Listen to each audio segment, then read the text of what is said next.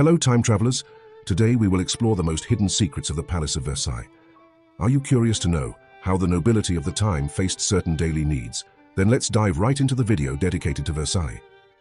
In the heart of a kingdom where the palace's sumptuous halls buzzed with the conversations of the nobility, social conventions were as curious as they were fascinating. Beneath layers of silk and lace lay bizarre rituals and customs, brought to life in the gilded splendor of the grandest of palaces, Versailles, the ultimate symbol of French power.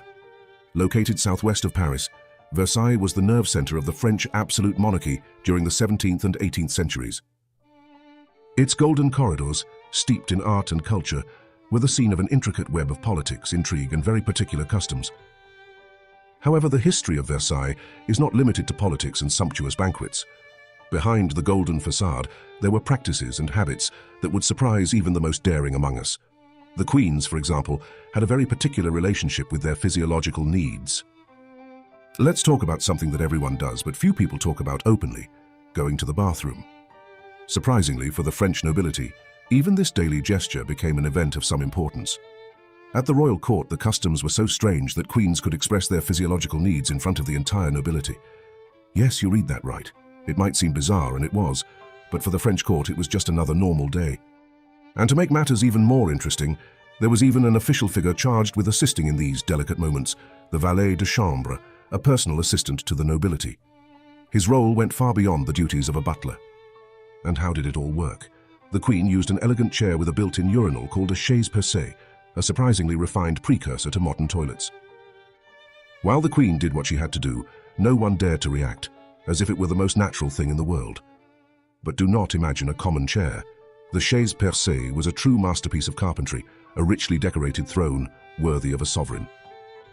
As for personal hygiene, if today we consider regular bathing natural, the nobility of the 17th century in France had a very different view. Despite the magnificence of Versailles, the palace was not equipped with a modern plumbing system. As a result, baths were rare and often considered unhealthy.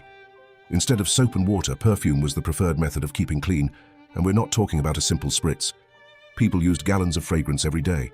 Queen Maria Theresa was such a fan of perfume that she became known as the Queen of Fragrances. Versailles was not only the center of politics and perfume, but also a place of non-stop celebrations. Parties at Versailles were known to continue until the early hours of the morning, and balls, occasions when the nobility let themselves go, took on a very particular connotation. It is said that the corridors of the palace were often used as improvised bathrooms, since the nobles did not want to miss even a moment of fun.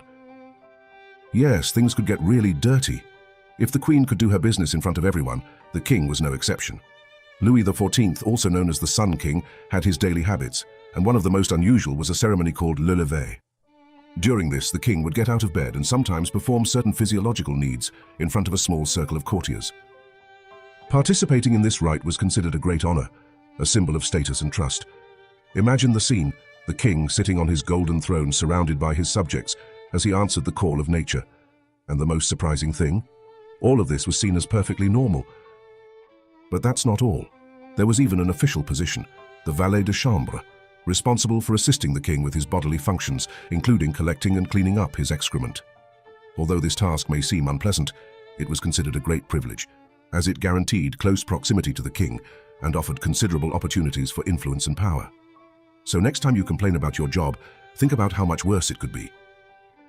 Despite these oddities, Versailles did have some facilities for personal hygiene, known as petits coins, or little corners.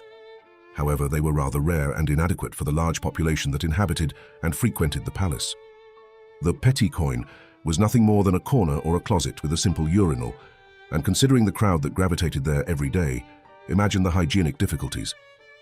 Using these spaces required not only a certain mastery, but also balance to avoid unpleasant accidents.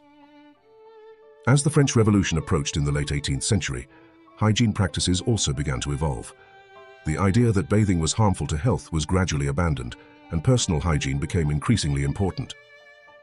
With the fall of the monarchy, the custom of lifting oneself in public also disappeared, and new generations of nobles adopted more modern customs, such as the use of private baths. The legacy of Versailles, with all its quirks, remains a fascinating testament to history. The palace was not only a symbol of power and luxury, but also reflected the mores and conventions of the time. The history of Versailles is a reminder of how social standards change over time, influenced by technological advances, historical events, and cultural shifts.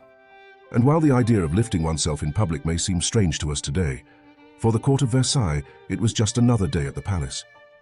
We explored the curiosities and eccentric customs of the court of Versailles, revealing a piece of history that makes us smile, shiver, and appreciate the comfort of our modern bathrooms. As they say, history is truly bizarre, and Versailles is living proof of that. But in the end, what struck you most in this video? Leave a comment and don't forget to give it a super like, because it helps the channel a lot. A big hug and see you in the next video. Bye.